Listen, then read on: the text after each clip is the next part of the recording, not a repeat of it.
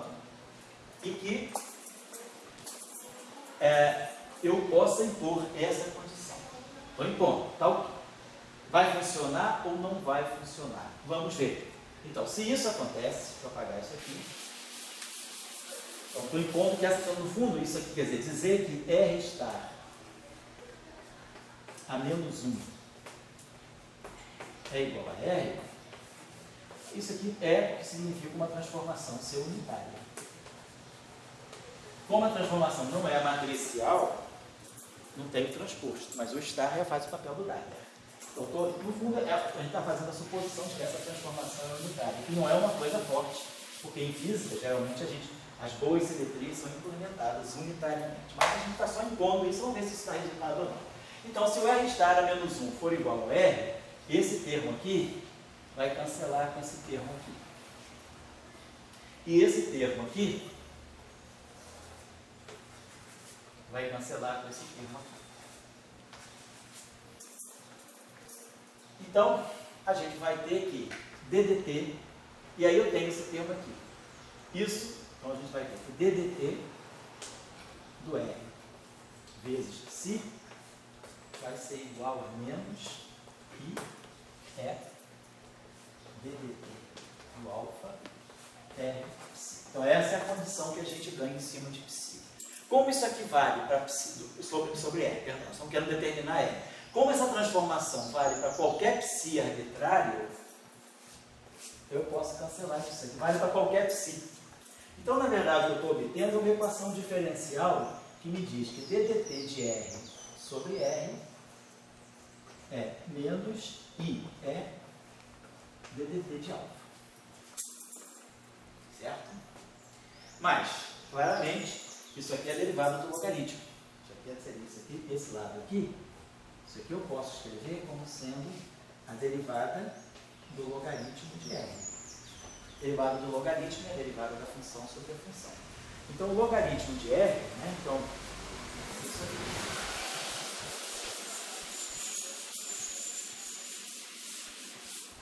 Então, a gente teria aqui que a derivada do logaritmo é igual à derivada. Então, eu poderia dizer que uma solução disso aqui é log de R igual a menos I é alfa. Ou seja, a solução é R exponencial de menos I é alfa vezes X. Claro que esses dois R são diferentes, né?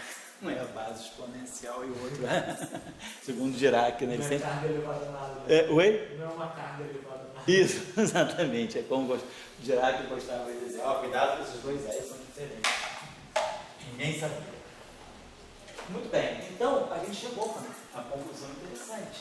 A matéria, ela reage à transformação de Gauge de uma forma, através de uma transformação de fase. Diferentemente, o campo eletromagnético, ele shifta, ele se desloca com a transformação de Gauge, mas a matéria, ela chega através de uma função de fase. Claro, quem fizer agora o mesmo exercício aqui, vai encontrar a mesma coisa. Aqui a gente vai ter, quer dizer, a derivada, as coisas vão dar iguaizinho, porque a derivada temporal aqui, ela tem menos IF, mas aí a transformação de Gauge também é menos gradiente de alfa. Então, a mesma transformação, se vocês fizerem, eu vou fazer isso aqui, é uma tarefa simples, né? Se fizer o exercício por aqui, não usando aquilo, mas fizer o exercício por aqui separadamente, vocês vão obter a mesma solução. Porque o menos que está dentro dessa derivada aqui, que é menos I é a psi, esse menos que está dentro dessa derivada vai compensar com o menos que vai estar dentro da transformação do A. E a linha é A menos gradiente de alfa. Então tem um menos aqui, tem um menos no gradiente de alfa, então vai dar exatamente a mesma solução.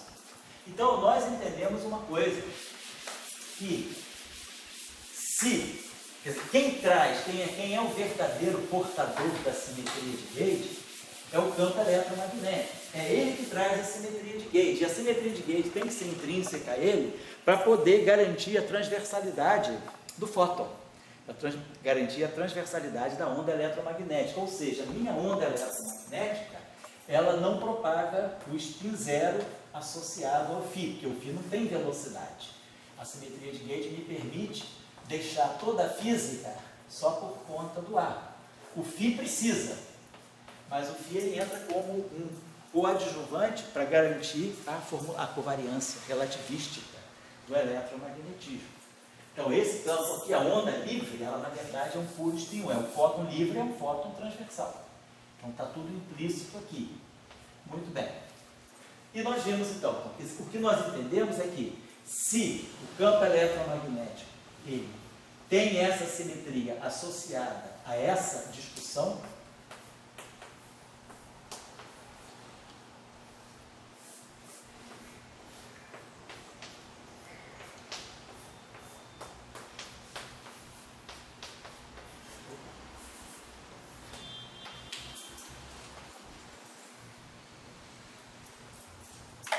então essa simetria aqui é a simetria intrínseca ao fóton. E aí o fato de nós termos acoplado a corrente, a carga de matéria ao potencial, e termos acoplado a corrente de matéria ao potencial vetorial, esses acoplamentos aqui me transmitiram essa simetria para o setor de matéria. Dizendo então que o setor de matéria, então isso aqui me implica, né? Que a transformação correspondente no setor de matéria é essa aqui, psilinha igual a exponencial de menos I é alfa.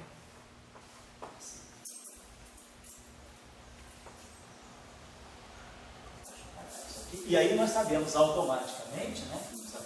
Que as derivadas se transformam assim, como está aqui. O DDT, psilinha, é um R, DDT do psi, quer dizer, tudo se transforma da mesma maneira. E esse cara aqui se transforma também. Todo mundo se transforma igual ao psi. No momento que eu sei a transformação do psi, agora eu sei, as derivadas e os gradientes se transformam da mesma maneira. Por isso que essas derivadas se chamam derivadas covariantes. Porque elas variam, elas se transformam da mesma forma que o campo original. Essa derivada aqui não é covariante. Por quê? Porque se eu transformar isso aqui, eu vou ter DDT do R psi, que vai ser R DDT de psi, até aí tudo bem, seria covariante, mas DDT do R psi. Então, esse termo aqui quebra, quer dizer, a maneira de se transformar do psi, que é R psi, é diferente da maneira de se transformar da derivada temporal do psi. Que não é só isso, seria covariante, mas aparece esse termo escuro. Então, agora, ao passo que com essa derivada aqui, não. Quer dizer, quando a gente diz que a derivada temporal de psi foi naturalmente, pelo acoplamento, substituída por esse novo objeto aqui que nós chamamos de derivada, né? Então, quando a gente fez essa, naturalmente o acoplamento entrou aqui.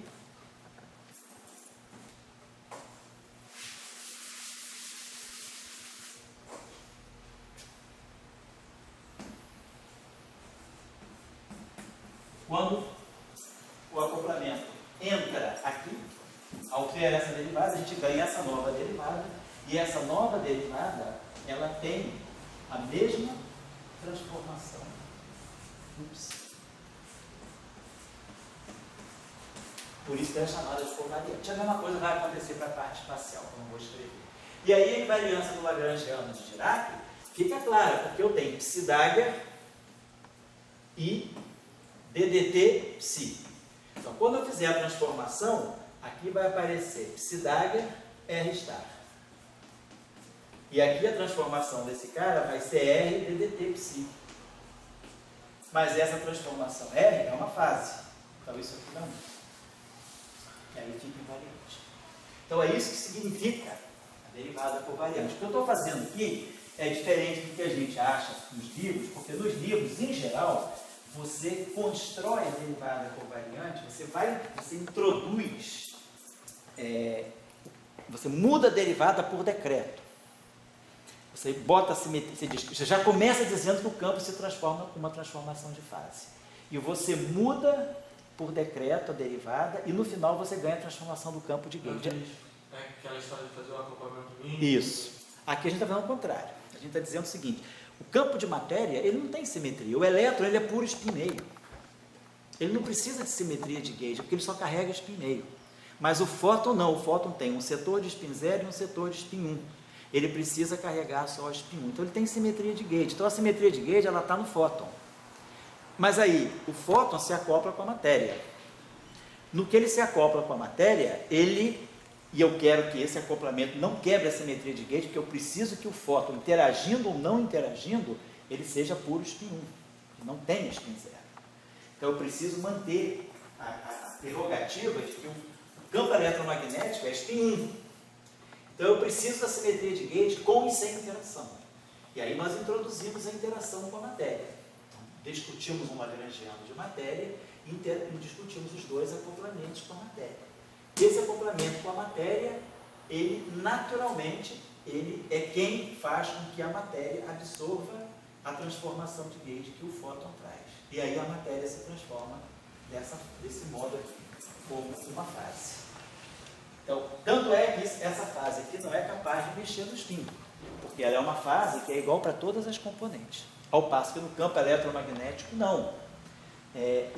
A transformação do φ é com DDT e a transformação do A é com gradiente. E é isso que me permite fixar o φ ponto em termos do gradiente de φ, do gradiente de A. E aí dizer, não, realmente, no campo eletromagnético, esse cara aqui, essa velocidade está fora. Na verdade, ela é a divergência do campo quântico. Então, o que está em jogo aqui para nós é uma questão conceitual. Tá? Fazer o cálculo é fácil, de um modo ou de outro. Mas o que estou querendo trabalhar com vocês é porque é dessa maneira que as coisas são construídas, na verdade. Quando você faz a gravitação da mesma maneira. Você quer transmitir uma interação que tem spin 2. Por que ela tem spin 2? Por quê? Porque, primeiro, ela encurva o campo gravitacional. Então, ela não pode ter spin 0. Segundo, a transformação cai com 1 sobre R2. Ela não pode ser transmitida por um Fermi, senão ela cairia com 1 sobre R3. 1 sobre R4, desculpa. Então, ela cai com 1 sobre... a força, o potencial é 1 sobre R, o potencial gravitacional. E aí você vai descrever o spin 2. Então, quando você vai descrever a gravitação, você precisa do spin 2. Beleza. Agora, se você vai fazer o spin 2, por covariância de Lorentz, o spin 2 ele vai ter que trazer o spin 0, o spin 1 e o spin 2. Por quê? O que é o puro spin 2? O puro spin 2 é um tensor simétrico de traço zero. Tem que ser simétrico.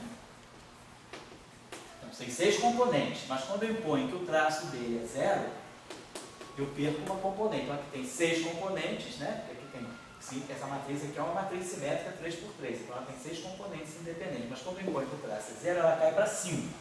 Então, 5 componentes independentes é 2s mais 1. Então, beleza, o spin é 2. Então, esse campo aqui pode descrever spin 2. Mas, se eu faço uma transformação de Lorentz, essa grandeza aqui, isso aqui, é um escalar no espaço. Então, ele vai ganhar uma componente de spin 0. E quando eu faço a transformação de Lorentz de um objeto de 2 índices, eu ganho alguma coisa que tem índice 1. Então, eu não posso descrever um puro spin 2 em relatividade sem necessariamente introduzir o spin 0 e o spin 1.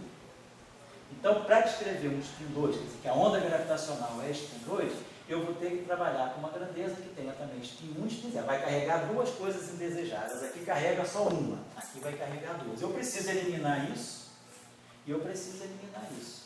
Então, eu preciso introduzir uma certa simetria de Gauge. Então, o spin 2 ele vai pedir também uma simetria de Gauge. Uma simetria de Gauge que me permite eliminar spin 0 e spin 1. Então, eu começo, quer dizer, é o campo mediador é que medita a simetria. A matéria, ela tem que absorver aquela simetria pela interação. E aí a gente se pergunta, como que a matéria, qual é a simetria de Gauge da onda do campo de spin 2? São as transformações gerais de coordenadas, é a relatividade geral, são os diffeomorfismos. E como a matéria absorve os diffeomorfismos?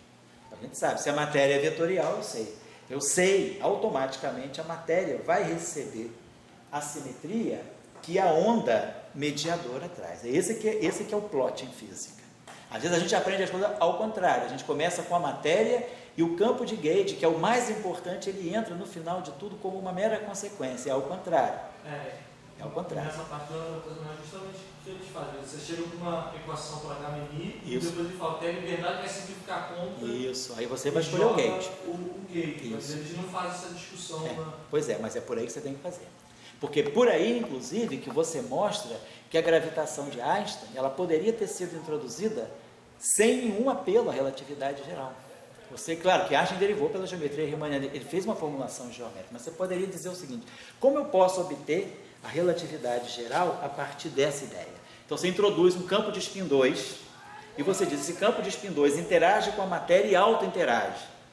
Quando você introduz a noção de auto-interação para spin 2, você compõe isso, aí você tem que fazer um procedimento. Como é que um spin 2 pode auto-interagir? Via corrente tal. Você ganha raiz de menos GR. Você ganha a relatividade geral como um subproduto da auto-interação de campos de spin 2 que tenham aquela simetria de Gauge. O problema é que historicamente ele não tinha essa ideia dessa auto-interação antes. Isso, pois é. Então, isso aconteceu, nos ensinou que a gente pode fazer o caminho inverso, e foi justamente por causa desse caminho inverso que a gente pôde construir a supersimetria. Porque aí agora a gente sabe que tem um caminho melhor para construir, vamos dizer, para construir interações, que é via, você propõe, vamos dizer, se você tem uma ideia da fenomenologia da interação, quem é o mediador? O mediador deve ter certas simetrias, e aí essas simetrias passam para o setor de matéria, e você consegue fazer uma formulação que é invariante a partir, quer dizer, a simetria, ela vem do setor de Gauge. E aí você consegue construir coisas mais gerais, como foi o caso. Você consegue construir Young-Mills, como a gente vai ver, a partir de Maxwell. Você consegue construir a relatividade geral a partir de Pauli Firth. Então, um pouco essa é a ideia. Mas vou botar um pouco ali. Então, o que nós fizemos aqui foi deixa eu apagar aqui, a construção. Então, como se constrói uma teoria de Gauge abeliana, que reproduz o eletromagnetismo. Então, o que nós entendemos? Nós entendemos que a simetria fundamental é a simetria dos campos, dos potenciais eletromagnéticos, e a lição que nós entendemos é que as derivadas temporais, elas têm que ser substituídas pelas derivadas chamadas covariantes.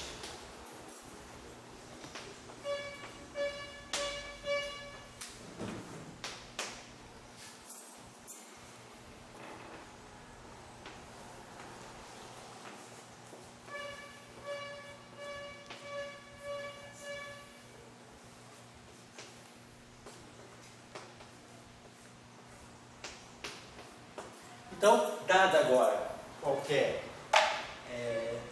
modelo que tenha campo, vamos dizer, campo carregado, seja escalar, exteriorial, não importa, a gente já sabe qual é o caminho que a gente tem que seguir. É introduzir essa, e aí isso aqui vai garantir que a derivada, se aí só tem um campo qualquer, geral, vamos dizer assim, um campo que eu vou chamar de um campo S, que se transforma desse modo aqui.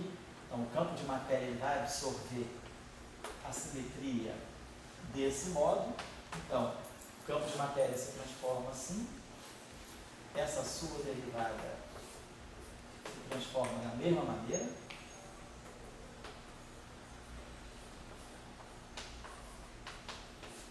e a sua derivada covariante espacial, como se fosse o seu gradiente covariante, vai se transformar da mesma. Então, no próximo, depois do intervalo, nós vamos construir uma simetria de Gauge geral, um campo escalar, um campo fermiônico com um campo vetorial. E aí depois nós vamos passar para o caso de Young-Mills para fazer o caso não abeliano. Antes do intervalo, professor, só uma pergunta. Sim. Essa sua transformação linear que você propôs, eu poderia ter proposto outro tipo de transformação que desse ou... Poderia ver se você pode impor uma transformação não linear também. Faz o exercício. No caso de porque por ser um ferro, eu pensava que seria mais natural você tentar introduzir uma matriz ali, não necessariamente. Mas você poderia dizer que aquele R é uma matriz, só que você ia mostrar que aquela matriz, ela, pela equação que você vai satisfazer, ela necessariamente é o múltiplo da identidade. Bota uma matriz, deixa que em vez de botar o R como eu botei, bota, em vez de virar o R d'águia, não vai ser o R star, vai ser o R d'águia. Bota aquela matriz, mas você vai ver que aquela matriz, a solução do problema é uma matriz múltipla da identidade. E provavelmente o múltiplo vai ser essa... Oi? E o múltiplo provavelmente vai ser exponencial. Vai ser exponencial, exatamente, é isso aí. Tá bom? Então, depois nós vamos ver, então, só chamar a atenção de uma coisinha, deixa eu botar aqui só para vocês verem, que isso vai ser muito importante quando a gente for construir o nível. Só uma observação muito simples aqui, que é o seguinte, deixa eu apagar isso aqui.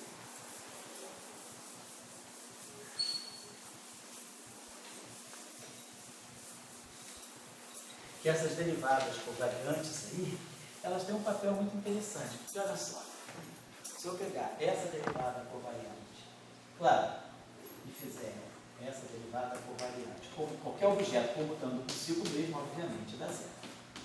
Agora, se eu pegar o comutador dessa derivada DDT, vamos pegar com a derivada componente I daqui, D. Vamos realizar esse comutador rapidinho que ele é fácil. Então, quem é isso aqui? Isso aqui é DDT mais IE. Quem é esse comutador? Essa derivada? DI, gradiente I, menos IE. Vamos fazer esse comutador. Imaginar que o comutador, imagina que tem sempre uma função teste aqui. DDT, DDI comuta, derivada temporal, derivada espacial comuta. Essa derivada temporal, quando bater aqui, ela vai produzir esse termo aqui, menos I.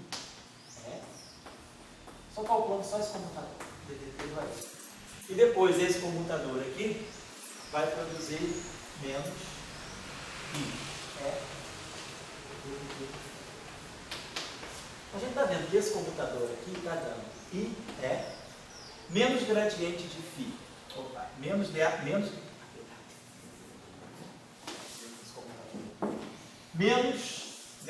de φ menos dAdt é o campo elétrico. Então isso aqui está me dando a iésima componente do campo elétrico, o comutador dessas duas derivadas covariantes. Se eu pegar agora derivada covariante espacial DI, a derivada espacial DJ, a gente vai ter a mesma coisa. DI mais menos I aí. DJ menos IE AJ. Fazendo esse comutador,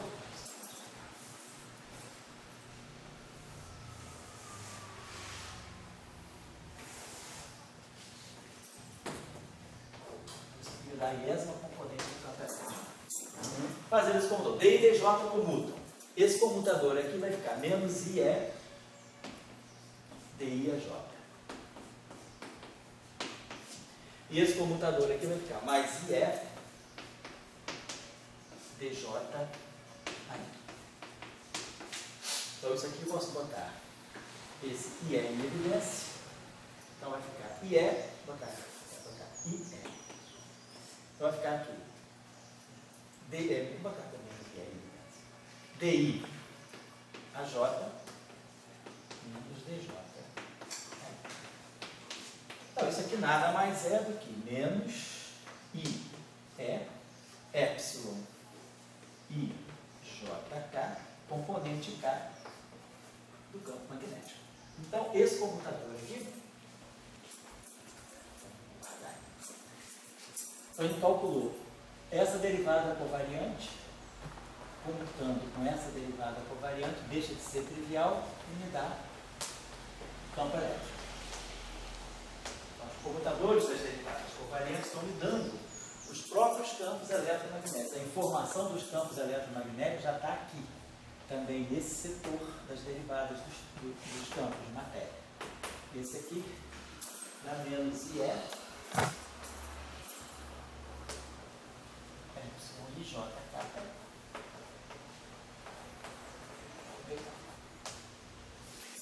Então isso aqui vai ser, nós vamos depois transportar essa lição para os campos de ângulos.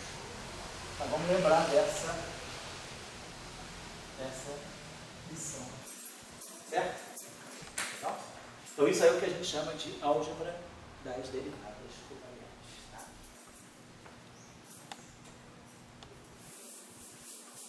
Então está tudo aqui. Vamos dar um intervalinho, são praticamente 6 horas. Então a gente se reencontra aqui 6h20, tá? 20 minutinhos para dar um relaxzinho para você.